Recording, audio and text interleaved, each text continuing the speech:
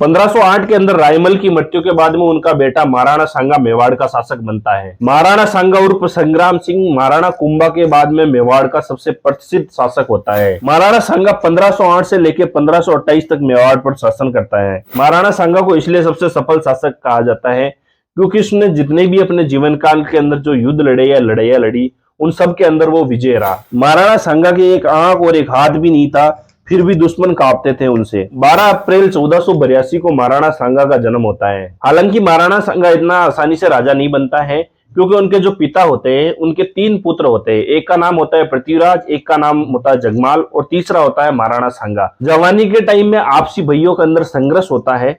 उस संघर्ष के अंदर पृथ्वीराज और जगमाल दोनों को मारकर महाराणा सांगा राजा बनता है। भाइयों के इस संघर्ष के दौरान ही वो एक अपनी आंख गंवा देता है और 1508 के अंदर वो इस संघर्ष को जीतकर राजा बनता है। राजा बनने के बाद वो सैन्य जीवन में कई पड़ोसी राज्यों के खिलाफ सफलताएं हासिल करता है।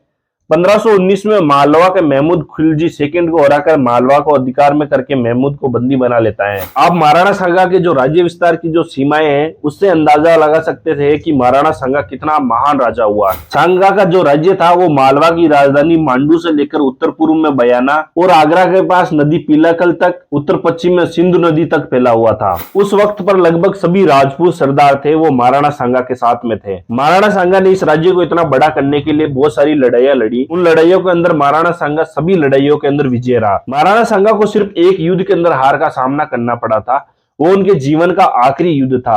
वो युद्ध था खानवा का युद्ध, जो कि महाराणा सांगा और बाबर के बीच 16 मार्च 1527 को लड़ा गया। हालांकि इस युद्ध के अंदर बाबर का जीत का मुख्य कारण रहा वो था बारूद, क्योंकि बारूद के बारे में उस टाइम तक मेवाड़ वाले बिल्कुल जानते नहीं थे या यूं कह सकते हैं कि बिल्कुल अज्ञात थे। मुगल साम्राज्य संस्थापक बाबर ने अपनी पुस्तक बाबरनामा में लिखा है कि महाराणा सांगा उस वक्त सबसे शक्तिशाली शासक था। सांगा की सेना में उस टाइम 80,000 घोड़े थे, उच्चतम श्रेणी के 7 राजा थे, 9 राव थे और 104 सरदार व रावल थे। उनके पास में 500 युद्ध करने वाले हाथियों के साथ में 1 लाख से ज्यादा की सेना थी। वो बाबरनामा पुस्तक में लिखता है कि मालवा, गुजरात और लोधी सल्तनत की संयुक्त सेनाओं को हराकर वो उत्तर भारत का सबसे शक्तिशाली राजा बनता है। वैसे तो महाराणा सांगा की कई लड़ाइयां हुई, परंतु उनकी जो मुख्य युद्ध हुए वो थे 1517 में खातौली का युद्ध, 1518-19 के अंदर धौलपुर का युद्ध, 1517 और 19 में गागरोन का युद्ध, 1527 में बयाना का युद्ध और 1527 में खानवा का युद्ध। 1517 में जो खातौली का युद्ध हुआ वो सांगा और इब्राहिम लोदी के बीच में लड़ा गया।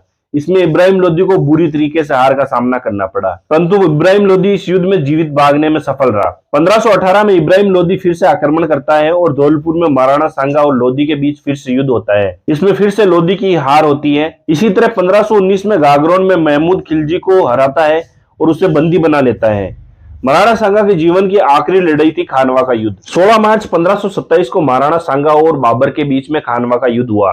खानवा का युद्ध एकमात्र ऐसा युद्ध था जिसके अंदर महाराणा सांगा को हार का सामना करना पड़ा। इस युद्ध में हार की वजह यह थी कि बाबर द्वारा इस युद्ध के अंदर बारूद का इस्तेमाल किया गया, क्योंकि उस टाइम पे मेवाड़ के अंदर जो मेवाड़ के सैनिक थे या मेवाड़ की जो सेना थी वो बारूद से बिल्कुल भी वाकिफ नहीं थी, या ऐसे कह सकते हैं कि अज्ञात थी। इसके बावजूद भी इस युद्ध के अंदर महाराणा सांगा डटकर खड़ा रहा। महाराणा सांगा का इस युद्ध के दौरान एक हाथ कट जाता है, एक पांव कट जाता है, एक आंख तो उनकी पहले से ही नहीं होती है। कहते हैं कि इस युद्ध के अंदर महाराणा सांगा को 80 घाव लग जाते हैं, फिर भी वो युद्ध लड़ता रहता है। आखिर में उन्हें बेहोशी की हालत में आमेर के पृथ्वीराज और मारवाड़ के मालदेव राठौड़ उन्हें युद्ध भूमि से बाहर लाते हैं। परंतु जब सांगा को होश आता है तब वो शपथ लेता है कि बाबर को हराकर वो दिल्ली पर जब तक कब्जा नहीं कर लेता तब तक वो पगड़ी नहीं पहनेगा। इसके बाद वो बाबर से युद्ध के लिए तैयारियां करता है, परंतु उनके साथी नहीं चाहते थे कि वो युद्ध लड़े फिर से और राजपूतों का नुकसान हो। इसके चलते 20 मई 1528 को कालपी नामक जगह पर सांगा को उनके ही मंत्रियों द्वारा जेर देकर मार दिया जाता है।